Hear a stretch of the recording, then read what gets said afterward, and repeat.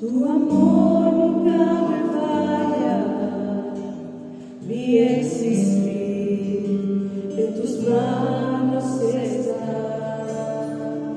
Este momento en que despierto hasta el anochecer, yo cantaré de la bondad de Dios en mi vida. En mi vida ha sido bueno, en mi vida ha sido tan bien, con mi ser, con cada aliento, yo cantaré de la bondad de Dios. Como tu voz me has guiado por el fuego, tú cerca estás en la oscuridad. Te conozco como Padre y como hijo fiel. Mi vida está en la bondad de Dios. En mi vida ha sido bueno, Señor. En mi vida ha sido tan bien, con mi ser, con cada aliento, yo cantaré de la bondad de Dios. En mi vida ha sido bueno, en mi vida ha sido tan bien, con mi ser, con cada aliento, yo cantaré de la bondad de Dios. Yo cantaré de la bondad de Dios. Yo cantaré de la bondad de Dios.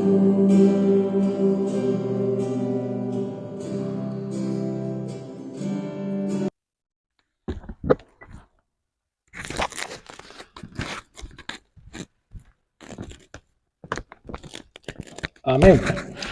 La lectura para los hermanos que van a ver después este mensaje la hemos hecho en Génesis capítulo 11, 26 hasta el final de este capítulo. Es un pasaje bíblico que nos hace una introducción muy interesante y nos va a presentar a la familia de Nacor, que es el padre de Abraham. Podríamos muy bien decir Nacor como el padre de los patriarcas. Así se le conoce a Abraham, a Isaac y a Jacob, los patriarcas del pueblo de Israel. Interesante que por lo menos 3 religiones mundiales, como es el cristianismo, el judaísmo y el islam, reclaman a Abraham como su padre. Y así es. Unos de manera biológica y nosotros de manera espiritual. También somos hijos de Abraham, nos va a decir Pablo en Gálatas. Somos hijos de Abraham por la fe. Él viene a ser el padre de la fe. Muy interesante encuentro yo que el Señor nos presenta en esta sección de Génesis que va desde este verso que hemos leído, el verso 26 del capítulo 11, hasta el capítulo 25 de Génesis, nos presenta una unidad que tiene que ver, según esa frase que se lee acá, en el verso 27, estos son los descendientes de Taré. Es una pequeña frase que se usa desde Génesis 2:4, se usa por primera vez. La Reina Valera del 60 lo traduce como estas son las generaciones Estos son las generaciones, el día que Jehová hizo los cielos y la tierra, y se va a repetir esa frase, y esa es la sexta vez, como una señal de que aquí comienza una nueva unidad dentro del libro de Génesis. Tiene una estructura literaria muy sabia, y a partir del capítulo 25 se va a hablar de las generaciones de Jacob, que viene a ser el tataranieto de Taré. ¿Por qué, hermanos, es importante este personaje? ¿Y por qué la Biblia le da esta prevalencia? Bien podría haber dicho el Señor, estas son las generaciones de Abraham, y ponerlo a él en el foco de la atención. Pero no, el Señor comienza con Taré. Y aquí se nos presenta, amados hermanos, a esta familia que va a ser fundamental en el devenir del pueblo de Dios. Recordemos que según el entendimiento que tenemos y la fe que tenemos, es Moisés el que compone estos libros. Como bien dicen los alemanes, le dicen primera de Moisés, segunda de Moisés, tercera, cuarta y quinta de Moisés. Así se llaman los libros de Génesis hasta Deuteronomio en alemán. Así que, hermanos, es Moisés el que está componiendo estos libros en el Éxodo. Se dice varias veces allí en Éxodo que Moisés escribía. Muy probablemente, y no puede ser de otra manera, Moisés viene coleccionando tradiciones orales. Eso se deja ver cuando uno lee a profundidad el texto. La gente antes, cuando no había escritura, pues se contaban las cosas, se las compartían. Todavía algunos creo que vivimos esas escenas, por lo menos en El Salvador. Yo visitábamos a unos familiares que vivían en el campo donde no había luz eléctrica. Y era interesante las conversaciones de la noche alrededor de un fuego. Todavía en el siglo XX muchos tal vez vivimos eso, yo como niño apenas, donde no era la televisión o los entretenimientos que hoy día tenemos, sino era la conversación. Y una de las cosas interesantes, yo tenía una tía, abuela, que nos contaba historias, nos contaba leyendas, y tenía una memoria para recordarlas impresionante. Y nosotros también las íbamos grabando y a veces las contábamos. Yo por lo menos le conté a mi hijo algunas historias del tío Coyote y el tío Conejo, decíamos, ¿verdad? Era una de las favoritas de mi tía Juana, tía abuela, por cierto. Así que, hermanos, la tradición oral en aquellos tiempos era muy fuerte, y por lo tanto también la capacidad que la gente tenía para memorizar las cosas así oralmente era impresionante, porque crecías desde niño con esa tradición, con esa costumbre, y el cerebro se ejercitaba de esa manera. Por lo tanto, no es de extrañar que los hebreos, en su normalidad, ellos aprendían el Pentateuco de memoria. Era parte de las cosas. Cuando Jesús dice, bueno, así está escrito, él se sabía la Biblia, el Antiguo Testamento, de memoria. Y así dice la palabra, que él crecía en gracia y sabiduría para con Dios y los hombres. Así que tenemos este relato fascinante que comienza con la presentación de esta familia. Y se nos presenta a Taré. Y ya con esto, hermanos, les quiero decir que a veces nosotros podemos tener la sensación en este mundo de sentirnos insignificantes, pero quiero decirles que el Señor obra a través de individuos que, a pesar de su trasfondo, oyen su llamado. No importa cuál sea tu trasfondo, no importa de dónde tú vienes, si creciste con historias a la fogata o con televisión o con celular. No importa el trasfondo de donde tú vengas, Dios va a obrar a través de tu vida si tú escuchas su voz y su llamado. Siempre va a ser relevante escuchar al Señor. Así que vemos que se nos presenta a Taré como padre de esta gran familia de la cual Abraham va a ser importante. Por eso nos dice el texto, Taré engendró a Abram, a Nacor y a Aram. Y Aram, va a agregar el verso 27, engendró a Lot. Se nos van presentando los personajes porque Lot también va a tener un rol muy importante en la vida de Abraham. Esto sucede, hermanos, a los 70 años, dice el texto acá, no necesariamente hayan nacido como trillizos, pero sin duda a partir de los 70 años de Nacor, le nacen estos 3 hijos. Posiblemente tampoco Abraham sea el mayor, pero para los fines literarios que Moisés tiene, lo pone en primer lugar porque va a ser un personaje muy importante a partir del capítulo 12. El verso 28 anota una tragedia familiar y creo que todos de una o de otra manera a veces vivimos situaciones muy complejas dentro de las familias. Y dice el verso 28, Harán murió antes que su padre Taré en el lugar donde había nacido, en Ur de los Caldeos.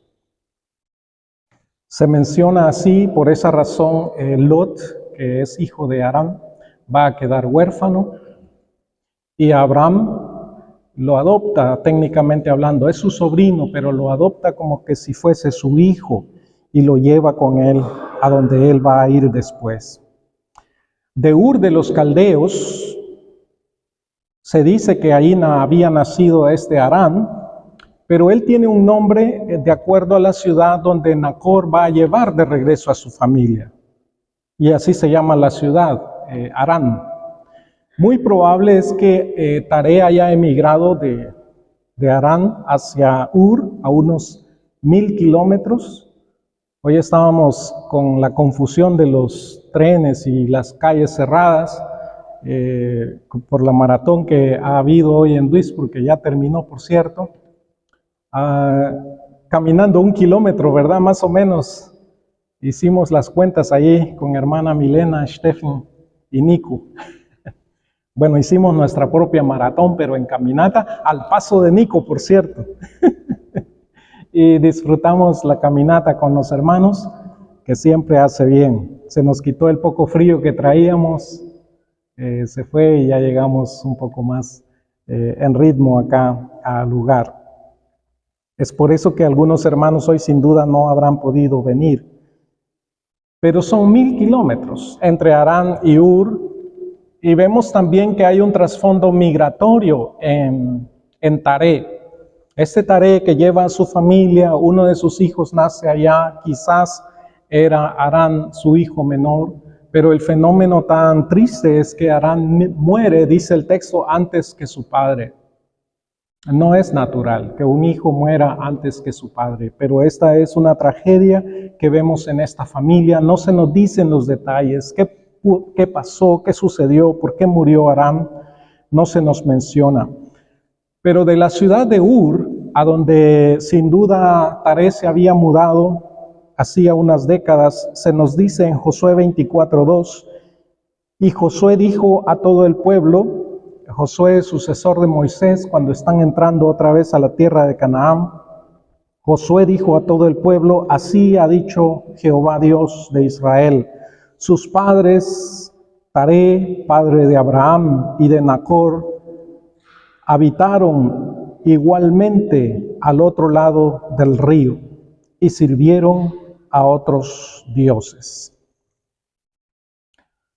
Esta era una realidad del trasfondo de Taré y su familia, que en Ur era una ciudad con mucha idolatría.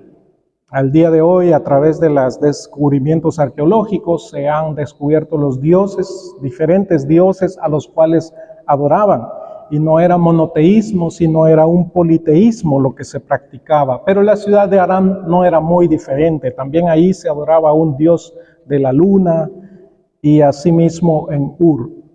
Si eso haya sido el motivo por el cual Taré sale con su familia otra vez de Ur y regresa a su ciudad de Harán, probablemente su ciudad de donde él se origina, no lo sabemos.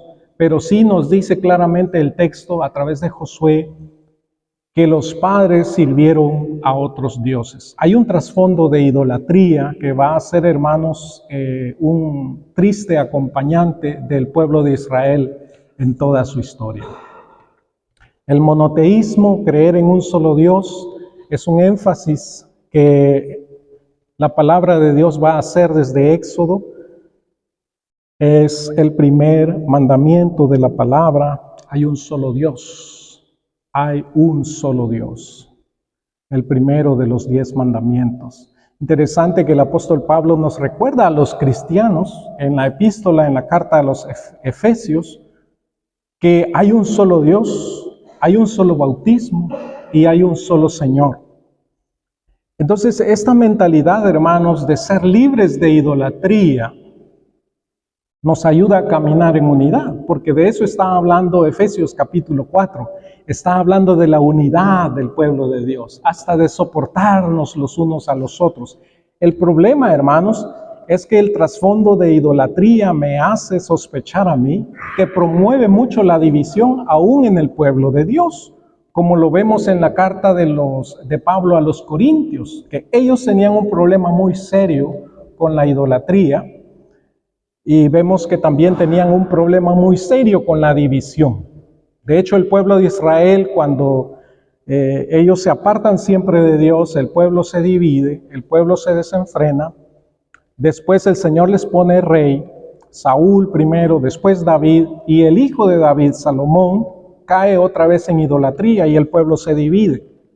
El pueblo de Israel se divide en las tribus de Judá y Benjamín, el reino del sur, y el reino del norte, las otras 10 tribus. Y ambos reinos van a tener un problema permanente con la idolatría.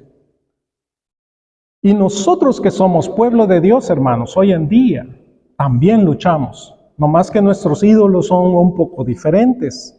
Jesús señala uno muy claramente en Mateo capítulo 6, cuando Él dice, no pueden servir a Dios y a las riquezas. El ídolo Mamón es la palabra que se usa para este ídolo, el ídolo de las riquezas. Y sin embargo, hermanos, hay mucha más idolatría. Recordemos los que venimos de Sudamérica o sin duda de España también, el panteón de santos que se adoran, cosas que a veces se normalizan. Hasta hay un culto a la muerte por allá en México, que quizás viene desde épocas precolombinas y se ha venido adaptando. Hermanos, tenemos mucha lucha con este problema de la idolatría. Así que cuando leemos esto en el texto, en el Antiguo Testamento, no debemos pensar, eso era el problema de ellos. Ahora eso no nos afecta. Sí, hermanos, toda cosa que toma el lugar de Dios en tu vida es idolatría. Yo he escuchado, por ejemplo, hermanos que dicen que van a hacer un ayuno y un día me dice un hermano, voy a hacer ayuno del celular. ¿Cómo está eso? Le digo yo, ¿que comes celular o qué? No, me digo, el problema, el móvil, ¿verdad? El móvil es que me quita mucho tiempo y mi ayuno va a ser dejarme de distraer con ese aparato para concentrarme en orar. Muy bien, le dije yo, excelente ayuno. No sé para cuántos el móvil puede ser una cosa que te quita el tiempo que quizás tú podrías dedicar a orar, a leer la palabra en quietud. Pero en nuestro tiempo moderno no me extrañaría. A veces ni siquiera nos podemos sentar a la mesa para dedicarnos un tiempo en familia sin tener ese, para mí a veces molesto aparatito a la mano. A veces sospecho que la gente ni me está escuchando, ¿no? Pero ahora ya he entendido que algunos tienen la Biblia en el celular también y están leyendo la Biblia. Hace un mes estaba ahí en un entrenamiento y yo miraba a un hermano y iba a escribir en su celular, ¿verdad? Y honestamente me molestó porque no solo yo estaba texteando, qué sé yo, hablando con alguien ahí por el WhatsApp, en un entrenamiento. Pero después en la mesa tomando café, el hermano me hizo una pregunta y yo le di una respuesta y pronto sacó su celular y tomó nota. Dije, estaba tomando nota el hermano de lo que estaba aprendiendo. Hermanos, las herramientas también se pueden usar para bien. Pero si hay cosas en tu vida que quitan el espacio de Dios, debes reflexionar sobre eso. Una mujer ya mayor me dijo un día Hermano, mi ídolo es uno de mis hijos. ¿Y qué cosa, verdad? Es uno de mis hijos. Ella tenía varios hijos, pero había, como dicen, un hijo favorito, qué sé yo. Y ella me dijo, ese es mi ídolo. Y yo renuncio a esa idolatría. Puede ser que para una madre, un hijo o los hijos ocupen el lugar más importante en la vida. Por eso el Señor va a repetir, hablando del discipulado, el que no niegue a su padre y a su madre, a sus hermanos, en vez de mí, no es digno de mí. No está hablando de que, ya no soy tu hijo, ya no soy tu hermano. No, hermanos, no está hablando de eso. Está hablando de que el Señor Jesús tiene que tener el primer lugar en tu vida y debes estar dispuesta a renunciar a cualquier otra cosa que te impida caminar en su voluntad. Ahora, hermanos amados, se nos presenta a Abraham y Sara, así como también a Nacor, en los versos 29 al 30. Abraham y Nacor, dice el texto, tomaron mujeres para sí. El nombre de la mujer de Abraham fue Sarai, y el nombre de la mujer de Nacor fue Milca, hija de Harán, padre de Milca y de Isca. Como a veces uno lee aprisa el texto, uno no se da cuenta que este hombre se casó con su sobrina, ¿sí? La hija de su hermano que había fallecido, es decir, la hermana de Lot. Nacor se casa con su sobrina.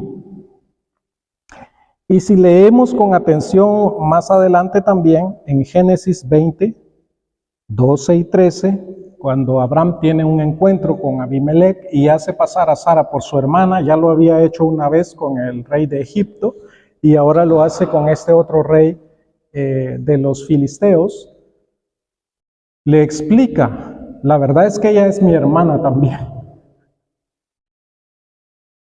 Es hija de mi padre, pero no hija de mi madre. Si Taré había quedado viudo y se volvió a casar, no sabemos. Si Taré tenía, además de su esposa, una concubina, tampoco nos dice el texto. De Nacor se va a decir más adelante que él toma también una concubina, lo cual en el tiempo aquel era una cosa normal. Ahora, hay aquí un sujeto que no es normal. Y ese sujeto comienza a resaltar para nosotros, y es Abraham. De Abraham se dice en el verso 30, y Sarai era estéril y no tenía hijos. Sarai era estéril y no tenía hijos. Es una situación también muy difícil. Una situación muy difícil, hermanos, que va a acompañar la historia que vamos a ir leyendo paso a paso en las semanas y meses que vienen acerca de la vida de Abraham, que para mí es fundamental que exploremos en la vida de este hombre, el padre de la fe, y lo vamos a hacer con la paciencia que Dios nos dé, el tiempo que Dios nos dé, vamos a poder avanzar. Sarai era estéril y no tenía hijos. Porque veremos, hermanos, y ustedes no me dejarán mentir, que las adversidades más difíciles dan espacio a conocer el poder y la grandeza de Dios. Cuando tú te enfrentas a situaciones imposibles, son oportunidades que Dios da para que su grandeza y su poder sea manifestado. Y hay muchas de esas situaciones, yo creo que si considerásemos testimonios, escuchásemos testimonios también de cómo Dios ha obrado, lo constataríamos de inmediato. Dios es un Dios poderoso que se enfrenta a las situaciones imposibles de tu vida para que tú le conozcas. Ya yo les he contado que cuando tenía 23 años fui paciente de quimioterapia por un tumor de cáncer que tuve. Interesante fue, ya iba por la tercera quimioterapia, cuando leí las contraindicaciones de uno de los medicamentos, decía de que yo muy probablemente iba a quedar estéril después del tratamiento de quimio. O que si engendraba un hijo, ese hijo podía nacer con defectos, muy probablemente. Así que se imaginarán, yo era soltero, voy con el oncólogo y le digo, doctor, ¿es esto así correcto? En mi siguiente cita, y me dice, sí. ¿Y por qué no me lo dijo antes? Le digo yo, porque yo ya estoy en mi tercer tratamiento. Y me dice el médico, sucede, Benjamín, que en estos casos como el tuyo, lo que se hace es que se deposita semen en un banco de semen para asegurar que tú después puedas tener descendencia. Pero en El Salvador no tenemos un banco de semen, o por lo menos el Hospital Nacional no lo tenía. Así que ahí está. Me caso después de ese proceso y aún antes de que clínicamente me declarasen sano en el año 2001, mi hijo había nacido en el año 2000. Yo solo lo puedo atribuir a un milagro de Dios, a la mano poderosa de Dios, que se manifiesta en situaciones que para nosotros, amados hermanos, son imposibles a veces. Por cierto, hasta donde yo veo al joven ya de 25 años, no le falta nada. Está completo para la gloria del Señor. Dios lo hizo perfecto, como te hizo a ti también perfecto. Como te diseñó, vimos en el último mensaje, según el Salmo 139, en el vientre de tu madre, y te predestinó para ser de bendición. Así que, queridos hermanos, Dios opera en las situaciones más adversas.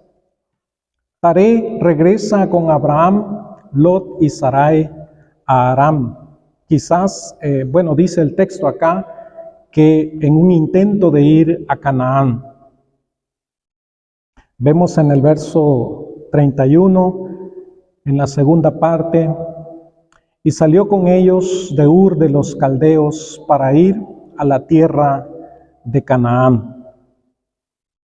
Aún luchando por mantener Taré unido su clan, él sale hacia Aram, y sin embargo su hijo Nacor no le sigue, aunque le va a seguir después, según lo leemos en Génesis 24:10, que Nacor también se muda a la zona de Aram. Allí en Génesis 24:10 habla de que se muda a la Siria mesopotámica, a la ciudad de Nacor, porque ahí le busca el siervo de Abraham, que busca una esposa para Isaac.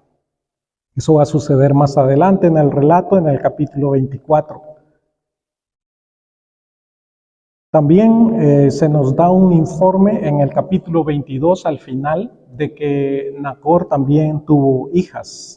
Y es muy importante porque esas hijas de Nacor, la descendencia de él, son las que van a ser esposas primero para Isaac y después también para Jacob.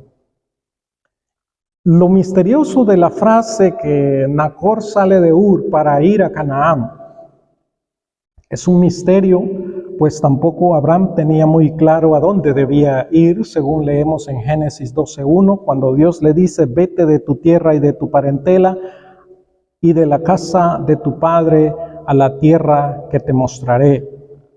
En todo caso, termina diciendo el verso 31, y fueron hasta Aram y ahí se establecieron.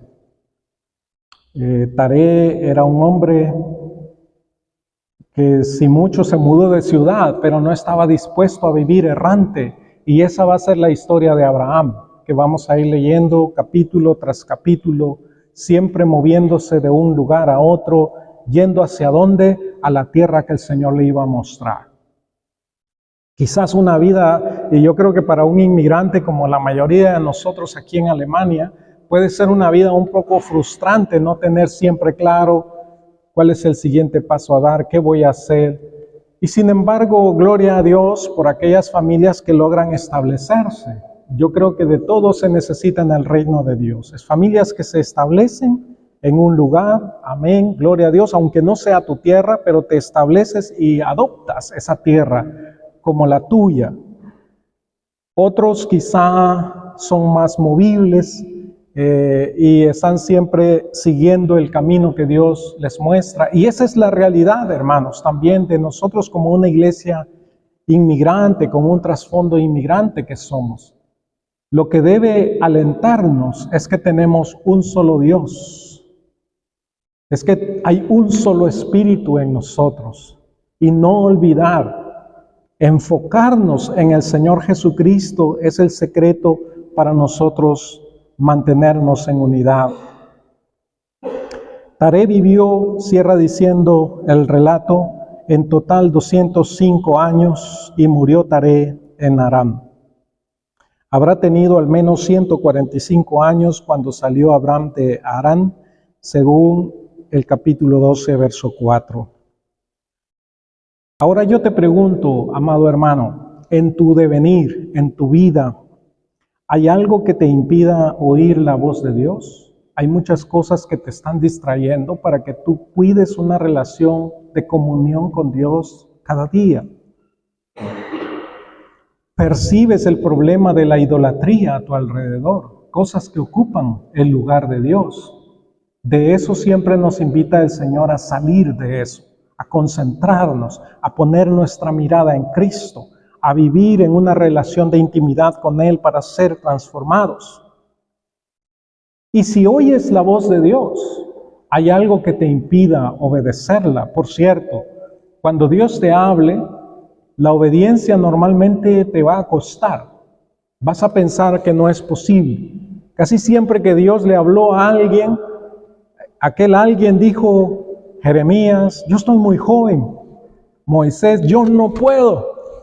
Gedeón, soy de una familia muy pobre. Y así sucesivamente. Creo que la única que lo creyó cuando Dios le comisionó algo fue María, una muchacha joven que dijo: hágase conmigo conforme a tu voluntad. Porque unos versos antes en el relato de Lucas vemos que hasta Zacarías, aquel anciano sacerdote sabio, se burló de lo que le dijo el ángel, ¿verdad? Que iba a tener un hijo. Y ya sabemos que se quedó mudo por un tiempo por andar de incrédulo. Así que, hermanos, nosotros podemos ser muy sabios y muy ancianos, etcétera, pero ser muy incrédulos también. Pero María era una muchacha sencilla. Y ella dijo: que se haga conmigo conforme a tu palabra. Y le creyó al Señor. Eso dijo Elizabeth: bienaventurada la que creyó, porque le va a ser hecho como le fue dicho por el Señor. Aleluya. Así que, hermano, ¿qué te impide escuchar la voz de Dios y qué te impide obedecerla? Siempre van a haber dudas en tu mente, pero ves que los hombres y mujeres de Dios, a pesar de sus dudas, dieron los pasos. Moisés finalmente fue y cumplió el propósito de Dios. Gedeón también. Jeremías igualmente. Unos van a luchar más, pero debes dar los pasos que Dios te está pidiendo que des. Si Dios te ha hablado, voy a decirte que nunca vas a estar satisfecho hasta que hayas dado el siguiente paso en dirección a su voluntad. Para decirte lo más fuerte, si Dios te ha hablado y no obedeces el llamado de Dios, vas a ser un infeliz hasta que des ese paso. Y no te estoy diciendo que todo va a ser color de rosa, al contrario. Dice: Señor, y tú me dijiste, y mira, y esto, y ese problema, y este lío acá. Qué linda es la oración, ¿no? Del Padre nuestro. Que se haga tu voluntad en la tierra y en mi vida, ¿por qué no decirlo? Como se hace en el cielo. Si te atreves, haz conmigo esa corta oración. Amado Padre Celestial, que se haga tu voluntad en la tierra y en mi vida, como se hace en el cielo. En el nombre de Jesús. Amén.